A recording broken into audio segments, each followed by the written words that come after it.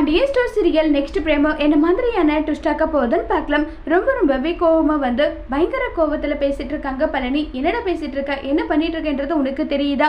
என்ன கதிர் வந்து தப்பு பணத்தை வந்து மறைக்க பாக்குறியான்றாங்க. அப்படியெல்லாம் மறைக்க வேண்டிய என்னெல்லாம் எனக்கு கிடையாது மச்சான், புரியுதுங்களா? அப்படி மறைக்கணும்னா நான் எந்த விஷயம்னால மறைச்சிருப்பேன், நான் அப்படி மறைக்கணும்னு நினைக்கல. அப்ப வேற என்ன விஷயத்த நினைக்கிறேன் சொல்லுடான்னு சொல்லிட்டு கேட்டுட்டு இருக்காங்க. இது எல்லாத்துக்குமே காரணம் சரவணன் தான். சரவணனோட பொண்டாட்டி மயில தான் எல்லாத்துக்கும் காரணம். அவன் மேல எதுக்காக பழிய தூக்கி போடுற? ஆமா மச்சான், உங்களுக்கு அவளை தவிர மீதி எல்லாருமே நல்லவங்க வல்லவங்களா தான் தெரிவாங்க.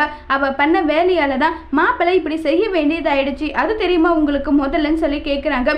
ஏய், முதல்ல நடந்த விஷயம் என்ன அதை சொல்லு, தேவையில்லாத விஷயம் எல்லாம் பேசாத. இவங்க மருமக 5000 ரூபாய் தான் ஹோட்டலுக்கு நினைச்சேன், அந்த பணத்தை எடுத்து அதை போயிட்டாங்க. நீங்களும் அவர்கிட்ட வந்து அதிகமா பணத்தை கொடுத்து அனுப்பி இருப்பீங்களா?